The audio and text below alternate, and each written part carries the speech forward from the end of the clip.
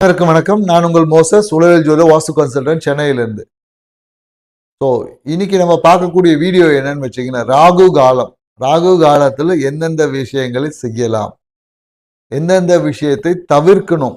ஏன்னா ராகு காலம்னாவே மக்கள் மனதில் ஏதோ ஒரு கெட்ட நேரம், அதுல இந்த எந்த விஷயத்தையும் செய்யக்கூடாது அப்படின்ற ஒரு புரிதல் என்பது இருக்கு. சரிங்களா? ஸோ அதனால என்னன்னாக்கா, நிறைய நல்ல விஷயங்களில் செய்ய முடியாம, ஏன்னா ராகு காலத்துல சில விஷயங்கள் செஞ்சோம்னு வச்சுக்கோங்க, அபரிவிதமான வளர்ச்சியை கொடுக்கும். ஸோ அதனால என்னன்னாக்கா, இதை தான் நம்ம மூட நம்பிக்கை. ஏன்னா எல்லா கிரகங்களும் நமக்கு நன்மையை தான் செய்யும். அதுவும் அதை வேலையை செய்யுது. நமக்கு அது ஃபேவரா இருந்தால் அது நல்லதுன்னு நம்ம நினைச்சுக்கிறோம். நமக்கு ஃபேவரா இல்லை என்றால் அது நமக்கு கெட்ட விஷயம் அப்படின்னு நினைச்சுக்கிறோம். இதான் அங்க புரிதல். ஸோ அப்ப என்னன்னாக்கா, இந்த ராகு காலத்தில் எந்தெந்த விஷயங்களில் நம்ம செய்தால் வாழ்க்கைக்கு நிறைய நல்ல விஷயங்களை பண்ணிக்கலாம், எதை தவிர்க்கணும் என்றது தான் டீட்டெயிலாக நம்ம பார்க்க போறோம். வாங்க வீடியோக்குள்ள போகலாம். முதல்ல ராகு காலம். ஏன்னா ராகு காலம்னா என்ன?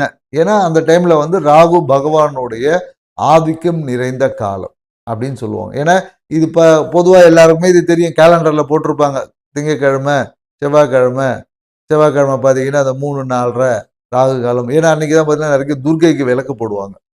ஸோ ஏன்னா ராகுனாவே என்னன்னாக்கா உக்ரமான ஒரு தன்மை அப்படின்றது. அதனாலதான் என்னன்னாக்கா துர்க்கைக்கு விளக்கு போடுவாங்க. ஸோ துர்கை பார்த்தீங்கன்னா உக்ர கடவுள். ஸோ அந்த நேரத்தில் பார்த்தீங்கன்னா நம்ம எதையும் எதிர்கொள்ளக்கூடிய ஆற்றல் வரணும் அப்படின்றதுக்காக, நம்ம கிட்ட வரக்கூடிய அந்த கெட்ட விஷயங்களை எதிர்த்து போராடக்கூடிய அந்த வல்லமை வரணும் அப்படின்றதுக்காக துர்கைக்கு இன்னைக்கு விளக்கு போடுறோம். ஏன்னா இது யாரு துர்கைக்கு விளக்கு போடணும் அப்படின்றதுலாம் நிறைய சூட்சம் இருக்கு. ஏன்னா இன்னைக்கு பக்கத்து வீட்டுக்காரன் போடுறான்னு சொல்லி இவங்களும் போட்டுக்கிறாங்க. ஸோ அப்படிலாம் இந்த காலகட்டத்தில் செய்வதனாலே குடும்பத்தில் நிறைய பிரச்சனைக்கு ராகுவும் ஒரு காரணம். ஏன்னா ராகு போகக்காரகன். கரெக்டுங்களா? ஏன்னா நம்ம இல்லறம் நல்லா இருக்கணுமே, ராகு நல்லா இருந்தாதான் இல்லறமே நல்லா இருக்கும் அப்படின்னு சொல்ல முடியும். ஏன்னா இந்த விஷயத்துல பாத்தீங்கன்னா நிறைய புரிதல். ஏன்னா ஏன்னா எல்லாமே இயற்கை சார்ந்த ஒரு புரிதலும் நமக்கு வேணும். அறிவியல் தன்மை இன்னைக்கு சொல்ல, அதனாலதான் நம்ம அதை பெரும்பாலும் இன்னைக்கு மூட நம்பிக்கை, நீங்க இதெல்லாம் ஒரு மூட நம்பிக்கை அப்படின்னு சொல்லி நிறைய விஷயங்களை, அதோடைய ரகசியங்களை நமக்கு தெரியாதனாலதான் தவிர்த்துறோம். ஸோ அப்ப ராகு காலம்னா என்ன அப்படின்ற ஒரு விஷயத்தை நம்ம தெரிஞ்சுக்கிட்டோம்னா, ராகுவோட ஆளுமை நிறைந்த ஒரு காலம். ஸோ இந்த காலகட்டத்தில் என்ன பண்ணலாம் அப்படின்னு பாத்தீங்கன்னா, யாராவது இந்த வெளியூர் வெளிநாடு அந்த விசா அப்ளை பண்றவங்க பாத்தீங்கன்னா ராகு காலத்தில் அப்ளை பண்ணுவோம். வெளியூர் விசா அப்ளை பண்றாங்க, வெளியூர் வேலைக்காக அப்ளை பண்ணக்கூடியவங்க பாத்தீங்கன்னா ராகு காலத்தில் அப்ளை பண்ணலாம். அது அவங்களுக்கு நன்மையே தரும். மேலும் என்னன்னாக்கா, இந்த காலகட்டத்தில் ராகு பாத்தீங்கன்னா எப்பவுமே பிரம்மாண்டமான ஒரு விஷயம். விளம்பர பிரியர் ராகு தான் சொல்லுவாங்க. ஏன்னா நிறைய பேர் தன்னை அதிகப்படுத்திக்கணும். இப்போ ஒரு யூடியூப் ஒன்று ஆரம்பிக்கிறீங்க, இல்லை யூடியூப்ல நீங்க ஒரு பெரிய உங்களுடைய விஷயங்கள் எல்லாமே வைரல் மாதிரி ஸ்ப்ரெட் ஆகணும் அப்படின்னு பார்த்தீங்கன்னா, அதுக்கு உகந்த காலம் ராகு காலம் தான். ஏன்னா உங்களுக்கு ராகு பகவான் உங்க ஜாதகத்தை நல்ல நிலைமையில இருந்துச்சுன்னா கண்டிப்பாக அவங்க எல்லாமே பார்த்தீங்கன்னா யூடியூப் துறையில பெரிய வளர்ச்சி அடைவாங்க. அதே போல என்னன்னாக்கா, நிறைய பேர் என்னன்னாக்கா மீடியா துறை, சினிமா துறை இருக்கு பார்த்தீங்களா, இந்த துறையிலும் பார்த்தீங்கன்னா மிகப்பெரிய ஒரு வளர்ச்சி என்பது அடையும். ஏன்னா எப்பொழுதும் அந்த கிரகத்தோட காரக தன்மையை புரிந்து நம்ம செயல்பட்டீங்கன்னா, இப்போ பார்த்தீங்கன்னா ராகு காலத்தில் ஒரு படத்துக்கு ஒரு பூஜை போடுறாங்கன்னு வச்சுக்கோங்களேன். அப்போ அந்த பூஜையோட பட்ஜெட் என்ன ஆகிடும்னா பெருசாகிடும். இப்போ ஒரு 10 கோடி ரூபாய்க்கு ஒரு படம் எடுக்கலான்னு பார்த்தாங்கன்னா அந்த படம் அப்படியே பெருகி 50 கோடி ரூபாய் பட்ஜெட் போயிடும். ஸோ அதனால இப்போ என்னன்னாக்கா, படம் எடுக்கிறது நல்லதான்னா கிடையாது. அதே பார்த்தீங்கன்னா படத்தை ரிலீஸ் பண்ணும்போது ராகு காலத்தில் நீங்க பண்ணலாம். ஏன்னா ராகு காலத்தில் பண்ணும்போது என்னன்னாக்கா படம் பிரம்மாண்டமா போகும். சின்ன படம் கூட பெரிய அளவுக்கு பேசப்படும். அதனால என்னன்னாக்கா, இந்த சினிமா யூடியூப் நம்ம போடுறோம் இல்லையா, அது ராகு காலத்தை அந்த நேரத்தை பார்த்து நீங்க போடும்போது அந்த விஷயங்கள் மிக நிறைய வைரலா போகும். அந்த வீடியோ நிறைய போவதற்கான சாத்திய கூறுகள் அதிகம் என்பதை நம்ம சொல்றோம். மேலும் என்னன்னாக்கா, ராகு பாத்தீங்கன்னா எதையும் பெருமைக்காக செய்யக்கூடிய விஷயம். பெருமைக்கு ஆசைப்படுறவங்க அப்படின்னு சொல்லுவாங்க இல்லையா, அது அப்போ என்னன்னாக்கா நிறைய பெருமை விளம்பரம். இப்ப அரசியல்வாதிகளா இருக்காங்க இல்லையா, ஸோ இவங்க எல்லாமே இந்த ராகு காலத்தை தன்னுடைய விளம்பரத்தை பண்ணாங்கன்னு வச்சுக்கோங்களேன், இல்ல பிரச்சாரத்தை தொடங்குறாங்கன்னும் போது அந்த காலம் இவங்களுக்கு மிகப்பெரிய ஒரு வளர்ச்சியை தரும். பிரம்மாண்டமா பேசப்படுவாங்க. அந்த பிரம்மாண்ட நிகழ்வு பேரணிலாம் இதெல்லாம் ராகு காலத்தை செய்யும் போது அது ஒரு பேசும் பொருளா மாறும். ஏன்னா ராகுனாவே என்னன்னாக்கா வைரல் அப்படின்னு வச்சு. வைரஸ் எப்படி பரவும் சொல்லுவாங்களே, சில பேர் ஃப்ரெண்ட்ஸ் எல்லாம் சொல்லுவாங்களே, ஏய் அவன் பயங்கர வைரஸ் அவன் அப்படின்னுவாங்க. ஏன்னா அவங்ககிட்ட ஒரு செய்தி சொன்னா அது இந்த உலகத்துல எல்லார்கிட்டையும் போயிடும். அதாவது தான் சொல்லுவாங்க, இந்த கிரி படத்துல வடிவேல் சார் சொல்லுவார் இல்லையா, வடிவேல் அந்த பேக்கரி வித்த கதை, அப்போ தூங்கி எந்திரிக்குமே காலைல பார்த்தா ஊருக்கே தெரிஞ்சிருக்கு. அந்த மாதிரி தான் ராகு என்பதை நீங்க புரிஞ்சுக்கணும். ஸோ இதை புரிஞ்சுக்கும் போது தான் நம்மளுடைய நிறைய விஷயங்கள் எந்த காலகட்டத்தில் செய்யலாம் அப்படின்றது நமக்கு புரியும். அதே போல என்னன்னாக்கா, ராகு காலத்துல பாத்தீங்கன்னா நிறைய பொருட்கள் வாங்கி சேமிக்கலாம். ராகு காலத்துல பொருட்கள் வாங்கி சேமிக்கிறது என்னக்கா, வீட்டுக்கு அத்தியாவசிய பொருட்கள், லக்ஸரி பொருட்களை வந்து ராகு காலத்தில் வாங்கலாம். அதே போல என்னன்னாக்கா, ராகு காலம் என்பது என்னன்னாக்கா, ராகுனாவே ஒரு சீட்டிங் அப்படின்பது இருக்கும், கலப்படம், இது எல்லாமே ராகு காலத்துல இருக்கும். ஸோ அப்ப இந்த விஷயங்கள் என்னன்னாக்கா, எந்தெந்த விஷயத்தை இப்ப நம்ம செய்யக்கூடாது என்பது பார்க்கணும். ஏன்னா ராகுனாவே என்னன்னாக்கா ஒரு சீட்டிங், ஏமாற்றுதல், கலப்படம், அந்த மாதிரியான விஷயம். அப்ப என்னன்னாக்கா இந்த காலகட்டத்தில் என்ன பண்ணக்கூடாது, எங்கேயாவது போயிட்டு இந்த சிட் ஃபண்ட்ல முதலீடு பண்ணுவது, எங்கேயாவது நம்ம சீட்டு கட்டுவது, இந்த மாதிரி போயிட்டு சீட்டு ஏதாவது கட்டினீங்கன்னு வச்சுக்கிங்களேன், கண்டிப்பாக நீங்க ஏமாற்றப்படுவீங்க. இப்ப ராகு காலத்துல வந்து உங்ககிட்ட ஒருத்தர் வந்து, நாங்க வந்து இது மாதிரி வந்து ஒரு பண்டு ஒன்று போட போறோம், நீங்க காசு கட்டுங்க அப்படின்னு உங்களை கேட்டாங்கன்னா, நீங்க அதுல பணம் கட்டினீங்கன்னா கண்டிப்பா ஏமாற போறீங்க என்பது உங்களுக்கு கிரக நிலைக்கு சுட்டி காமிக்குது அப்படின்றத நீங்க புரியணும். அந்த காலகட்டத்தில் நீங்க போயிட்டு சீட்டு கட்டி பண்டு கட்டிங்கன்னு வச்சு, கண்டிப்பா அந்த பண்டு முழுமையடைறதுக்குள்ள உங்க கைக்கு வராது. இல்ல சில சூழல்களால அவங்களால உங்களுக்கு அந்த பணத்தை திருப்பி கொடுக்க முடியாத ஒரு சூழல் அவங்களுக்கு ஏற்பட்டுரும். ஸோ அதனால இந்த ராகு காலத்துல இந்த ஃபண்டு கட்டுறது அப்படி என்பது இருக்கு. அதே போல என்னங்க, கடன் வாங்குதல், கடன் கொடுத்தல் வாங்குதல், இதை ராகு காலத்தில் செய்யக்கூடாது. ஏன்னா நீங்க இப்போ ஒரு கடனை கொடுக்குறீங்கன்னு வச்சு, ராகுனாவே பெருக்குது, புரியுதுல. நீங்க ஒரு கடன் வாங்குறீங்கன்னா கடன் என்ன பண்ணிடும், பெருக்கினே இருக்கும். ஸோ முடிவு என்பதே இருக்கு. ராகுனாவை முடிவற்ற பெருக்கும் அப்படின்னு சொல்லக்கூடும். அப்ப என்ன பண்ண, கடைசி வரையும் நீங்க அந்த வட்டி கட்டிக்கிட்டே இருக்கணும். கடைசி வரையும் கடன் வாங்கினே போகக்கூடிய அந்த சூழல்கள் நீங்க தள்ளப்படுவீங்க. அந்த லோன் முடியவே முடியாது. சொல்லுவாங்களே, ஒரு லோன் வாங்குவாங்க, அது முடியறதுல உடனே டாப் அப் பண்ணுவாங்க, திருப்பி டாப் அப் பண்ணும், அப்படியே அந்த லோன் வந்து டாப் அப் ஆகினே இருக்குமே தவிர அது முடிவே என்பது வராது. ஸோ அதனால என்ன பண்ணணும்னா, ராகு காலத்தில் கடன் வாங்குவதை தவிர்த்துக்கணும். அதே போல வட்டி கட்டுறதையும் தவிர்த்துக்கணும். ராகு காலத்துல வட்டி கட்டுவது என்பது செய்யக்கூடாது. ஸோ அந்த காலத்தில் நீங்க வட்டி கட்டிங்கன்னு வச்சுங்களேன், அந்த வட்டியோட தன்மை பெருகினே இருக்கும். இப்போ நீங்கள் 1 லட்ச ரூபாய் வட்டி கட்டிங்கன்னா அடுத்த வருஷம் பார்த்தீங்கன்னா 2 லட்ச ரூபாய், ஏன்னா டாப் அப் ஆகி அதிகமாகி 2 லட்ச ரூபாய் வட்டி கட்டக்கூடிய இந்த சூழல்கள் என்பது ஏற்படும். அதே போல என்னன்னாக்கா, ராகுனாவே விஷத்தன்மை உடையது, புரியுதுங்களா. ராகுனாவே விஷத்தன்மை உடையது. அப்போ ராகு காலத்தில் என்னன்னாக்கா, மருந்து குடிக்கக்கூடாது. அந்த மருந்தே விஷம், நீங்க அமிர்தமே அந்த ராகு காலத்தை குடிச்சிக்கினாலும் விஷமாக மாறிவிடும்,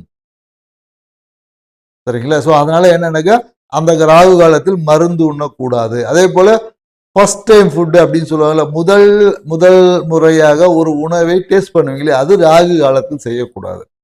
அதுவும் உங்களுக்கு வந்து ஃபுட் அலர்ஜிஸை ஏற்படும். பொதுவாகவே பார்த்தீங்கன்னா பழங்காலங்களில் என்னன்னாக்கா, ராகு காலத்தில் உணவு சாப்பிட மாட்டாங்க. உணவு சாப்பிடும் போது அது அலர்ஜியாக மாறிடும், ஃபுட் பாய்சன் ஆகும் என்பதுதான் ராகு காலத்தில் சொல்லப்பட்ட ஒரு விஷயம். ஏன்னா ராகுனாவே கலப்படம், அதில் ஏதோ ஒரு ஃபுட்டு கலப்படமான ஃபுட்டுன்னு நம்ம சொல்ல முடியாது. அந்த விஷயங்கள் உங்க உடம்புக்கு ஏற்காம லூஸ் மோஷன் ஆகுறது, ஃபுட் பாய்சன் ஆவதற்கான சாத்தியக்கூறுகள் அதிகமாக இருக்கும். அதனால என்னன்னாக்கா, ராகு காலத்தில் உணவு என்பது செய்யக்கூடாது. உணவு என்பது சாப்பிடக்கூடாது. சமைக்கிறது செய்யலாம், ஆனால் சாப்பிடக்கூடாது என்பது தான் நம்ம முன்னோர்கள் நமக்கு சொல்லக்கூடிய அந்த விஷயம். ஸோ அதே போல என்னன்னாக்கா, ராகு காலத்தில் வந்து திருமணம் என்பது செய்யக்கூடாது. திருமணம், ஏன்னா ராகுனாவை ஏமாற்றுதல் அப்படின்ற ஒரு தன்மைக்குள்ள இருக்கும். ராகுனாவை ஏமாத்துறது அப்படின்ற ஒரு விஷயம் இருக்கும். ஸோ அப்போ என்னன்னாக்கா, அந்த திருமணம், ராகு காலத்தில் திருமணம் செய்யும்போது என்னன்னாக்கா, அங்கே ஏமாற்றப்படுவது, இல்லை தேவையற்ற கணவன் மனைவிக்குள்ள பார்த்தீங்கன்னா தேவையற்ற கருத்து வேறுபாடுகளை ராகு பகவான் ஏற்படுத்திடுவாரு. சந்தேகம் வந்துடும், ஏதோ ஒரு விஷயத்துக்காக சந்தேகப்பட்டு, சந்தேகம் என்ன, அந்த சந்தேகமே குடும்பத்துக்கு ஒரு பிரிவினையை செய்யக்கூடிய ஒரு நிகழ்வா மாறும். அதான் ராகு காலத்தில் என்ன பண்ணக்கூடாது, திருமண நிகழ்வு செய்யக்கூடாது. அதே மாதிரி எனக்கு சாந்தி முகூர்த்தம் ராகு காலத்தில் வைக்கலாமா, தாராளமாக வைக்கலாம். ஏன்னா ராகு காலம், இந்த இல்லறம் என்பது பெருகும், அன்பு அந்யூன்யம் வந்து பெருகும். திருமணம் மட்டும்தான் செய்யக்கூடாது, ஆனா இல்லறத்தை அந்த சாந்தி முகூர்த்தம் சொல்லுவாங்க, அது ராகு காலத்தில் தாராளமாக செய்யலாம். ஏன்னா உங்களுக்குள்ள கணவன் மனைவி அன்பு அந்யூன்யம் என்பது பெருகுவதற்கான சாத்தியக்கூறுகள் இருக்கிறது. ஸோ அதனால அந்த விஷயத்தை நீங்க செய்யலாம். பெரும்பாலும் என்னன்னாக்கா ராகு காலம் என்பது 2 விஷயமா பிரிப்பாங்க. ஒண்ணு என்னன்னாக்கா முன்ராகு, பின்ராகு அப்படின்னு. ஏன்னா ராகு காலம் என்பது 1.5 மணி நேரம். அதுல முதல் 45 நிமிஷம் முன்ராகவும், 2வது 45 நிமிஷம் பின்ராகு. ஏன்னா ராகு காலத்துல ஒரு செயல் செய்யும்போது என்ன பண்ணா அந்த முன்ராகு என்பது வீரியம் மிகுந்ததா இருக்கும். ஸோ அதனால என்னன்னாக்கா ஏன்னா 1.5 மணி நேரமும் எந்த விஷயமும் செய்யக்கூடாதுன்னா அப்படி முடியாது இல்லையா? ஸோ அப்ப என்னன்னாக்கா பெரும்பாலும் இந்த தவிர்க்க வேண்டிய விஷயங்களை பார்த்தீங்கன்னா அந்த ராகு காலம் அப்படின்னு சொல்லக்கூடிய அந்த ராகு காலம் தொடங்கியிலிருந்து 45 நிமிஷம் இருக்கு இல்லையா? அந்த நேரத்தில் வந்து எந்த விஷயமும் செய்ய மாட்டாங்க. பின் ராகு வந்து பெரிய அளவுக்கு பாதிப்பை கொடுப்பதில்லைன்னு சொல்றாங்க. அதனால சில பேர் என்னக்கா அந்த 45 நிமிஷம் பொதுவாகவே நீங்க 1.5 மணி நேரம் அவாய்ட் பண்றது பண்ணலாம். அப்படி இல்லைன்னா ராகு காலத்தை அவாய்ட் பண்ணிப்பது ரொம்ப நல்லது. மேலும் என்னன்னாக்கா இந்த ராகு காலத்துல பாத்தீங்கன்னா இந்த எஃப்டி போடுவது சேமிப்பை தொடங்கலாம். புரியுதுங்களா? ஏன்னா நம்ம வந்து சீட்டு கட்டுறதோ ஒரு சேமிப்பு தான். அது அடுத்தவங்க கிட்ட கட்டும் போது. ஸோ இதே வந்து உங்களுடைய அக்கௌண்ட்ல நீங்க சேமிப்பை தொடங்கும் போது ஒரு எஃப்டி அக்கௌண்ட் தொடங்குறீங்க, இல்ல ஒரு சேமிப்பு அக்கௌண்ட் தொடங்குறீங்க அப்படின்னும் போது நீங்க இந்த சிறு சேமிப்பு பேங்க்ல இருக்கும் இல்லையா? சிறு சேமிப்பு அந்த மாதிரியான விஷயங்களில் நீங்கள் ராகு காலத்தில் செய்யும் போது அந்த விஷயங்கள் பெருகுவதற்கு வாய்ப்பு இருக்கு. ஏன்னா சிறு சேமிப்பு வந்து பெரிய சேமிப்பாக மாறுவதற்கு வாய்ப்பு. அப்ப சேமிப்பை நீங்க ராகு காலத்தில் செய்யலாம். சிறு சேமிப்பு தொடங்குறதெல்லாம் பார்த்தீங்கன்னா ராகு காலத்தில் செஞ்சீங்கன்னா கண்டிப்பா சிறப்பா இருக்கும். அதே போல என்னக்கா இந்த நிச்சயதார்த்த நிகழ்வு பெரும்பாலும் கல்யாணம் ராகு காலத்தை செய்யக்கூடாதுன்னு சொல்லியாச்சு. நிச்சயதார்த்தம் அந்த மாதிரி இருக்கும் இல்லையா? அதையும் நீங்க ராகு காலத்தில் செய்யக்கூடாது. ஏன்னா நிச்சயதார்த்தம் செய்யும்போது அப்ப என்னென்ன ராகு பெருக்குது இல்லையா? அந்த நிச்சயதார்த்த நிகழ்வை வந்து பெருக்கி விட்டுருவார். ஸோ அதனால என்னன்னாக்கா நிச்சயதார்த்தம் போன்ற நிகழ்வுகளை செய்யக்கூடாது. அதே போல இப்போ ஒரு இடம் வாங்குறீங்க. இடம் வாங்கும்போது அந்த அக்ரிமெண்ட் போடும்போது ராகு காலத்துல செய்யக்கூடாது. ஏன்னா ராகு காலத்துல நீங்க செய்யும் போது அது என்னன்னாக்கா அந்த அக்ரிமெண்ட் பிரச்சனைக்குரியதா. ஏன்னா ராகு பெருக்குதல்லப்ப இப்ப நிறைய அக்ரிமெண்ட் போடுவோம்லாம் கணக்கு பண்ணக்கூடாது. சரிங்களா? அந்த அக்ரிமெண்ட்டை நீங்க பணம் கட்டினீங்கன்னா அங்க ஏமாற்றப்படுவது தேவையான அந்த ரெஜிஸ்ட்ரேஷன் அப்போ வந்து பாத்தீங்கன்னா ஏதோ ஒரு பிரச்சனைகள் வருவதற்கு வாய்ப்பு இருக்கு. ஆனா இடம் ரெஜிஸ்டர் பண்றீங்க இல்லையா? இடத்த வந்து ரெஜிஸ்டர் சேல் டீடு போடுவாங்க. அதை வந்து ராகு காலத்துல போடலாம் நீங்க. அது நீங்க போடும்போது ஏன்னா தொடக்கம் அந்த முழுமை என்பது ராகு காலத்தை செய்யும் போது தான் சிறப்பா இருக்கும். சரிங்களா? இடத்த வாங்குவது அக்ரிமெண்ட் போடுவது வந்து ராகு காலத்தை போடக்கூடாது. ஆனா இடத்த நீங்க வாங்குறீங்கன்னு வச்சுங்க, அப்ப வாங்குதல் என்பது பெருகும். அப்ப நிறைய இடம் வாங்கக்கூடிய ஒரு வாய்ப்புகளை பெருகி தரும் அப்படின்னு சொல்லலாம். ஸோ இடம் வாங்குவது நீங்க ராகு காலத்துல பண்ணீங்கன்னா நிறைய இடம் வாங்குவீங்க அப்படின்னு நம்ம எடுத்துக்கலாம். போல பாத்தீங்கன்னா இந்த இறந்தவங்களுக்கு அந்த திதி கொடுப்பாங்க இல்லையா? இறந்தவங்களுக்கு திதி கொடுப்பாங்க. ஸோ அந்த திதி கொடுப்பது எல்லாமே ராகு காலத்துல செய்யக்கூடாது. ஏன்னா ராகு காலத்துல செய்யும் போது என்னன்னாக்கா அது பெருக்குது, ராகுனாவே பெருக்குது. அப்ப நிறைய நீங்க திதி கொடுத்துக்கிட்டே இருக்கக்கூடிய அந்த வாய்ப்புகளை பெருக்கி விட்டுரும். அப்ப திதி கொடுத்தாலும் அந்த விஷயங்கள் முழுமை அடையாது. ஸோ அந்த மாதிரி என்னன்னாக்கா அந்த திதி கொடுப்பது இந்த மாதிரியான விஷயங்கள் ராகு காலத்தில் செய்வதை தவிர்த்துக்கணும். மேலும் பார்த்தீங்கன்னா ராகு காலத்தில் இந்த கலைகளை கற்பது வந்து ராகு காலத்தில் கற்கலாம். ஸோ அப்போ என்னன்னாக்கா நிறைய கலைகளை கற்பதற்கான அந்த ஆர்வம் வந்து அதிகமாகும். கலைகளை கற்பது சில பேர் என்னக்கா நிறைய இந்த ஃபாரின் ஸ்டடீஸ் இந்த மாதிரியான விஷயங்கள் ராகு காலத்தில் தொடங்கும் போது அந்த விஷயங்கள் பெருக்கும். ஸோ அதே போல் என்னக்கா நிறைய பேர் தொழில் தொடங்குவது ராகு காலத்தில் தொடங்கலாமா அப்படின்ற ஒரு எண்ணம் இருக்கு. தாராளமாக தொழிலை வந்து ராகு காலத்தில் தொடங்கும் போது உங்களுடைய தொழில் நிறுவனம் என்பது பிரான்ச்சஸ் அதிகமாவதற்கான வாய்ப்புகள் இருக்கு. தொழில் தொடங்கும் போது உங்களுடைய சுய ஜாதகத்தை பார்த்து ராகுவோட தன்மை எப்படி இருக்கு, அவர் வந்து இந்த 6, 8, 10, 12ல மறையாம இருக்கணும். ராகு வலுவா இருக்கவங்க ராகு காலத்தில் நீங்கள் உங்கள் நிகழ்வுகளை செய்யலாம். அப்படி இல்லைன்னா ராகு நட்சத்திரத்தில் பிறந்திருப்பாங்க இல்லையா? பார்த்தீங்கன்னா திருவாதிரை, சுவாதி, சதயம் இந்த நட்சத்திரக்காரர்கள் ராகு காலம் வந்து இவங்களுக்கு நல்ல ஒரு ஃபேவரா கொடுக்கும். குறிப்பா என்னன்னாக்கா ராகு விட்டுட்டு பின் ராகு இவங்களுக்கு மிக அதிர்ஷ்டம் நிறைந்ததா இருக்கும். ஸோ அதனால ராகு காலத்தில் என்னென்ன விஷயத்தை செய்யலாம், எந்தெந்த விஷயத்தை செய்யக்கூடாது என்ற ஒரு நல்ல புரிதல் உங்களுக்கு கிடைச்சிருக்குன்னு நினைக்கிறேன். எங்கள் சேனலை சப்போர்ட் பண்ணுங்கள். இது மாதிரி நிறைய வீடியோஸ் நாங்கள் அப்பப்போ போட்டுகிட்டே இருப்போம். So keep watch our channel, subscribe பண்ணுங்கள், சப்போர்ட் பண்ணுங்கள், உங்களோட வேல்யூபிள் கமெண்ட்ஸை போடுங்க. உங்களுக்கு தேவை எதை விஷயங்கள் தேவையோ அந்த விஷயங்களை நம்ம டீட்டெயிலாக இன்னொரு வீடியோவில் பதிவு பண்ணுவோம். நன்றி, வணக்கம்.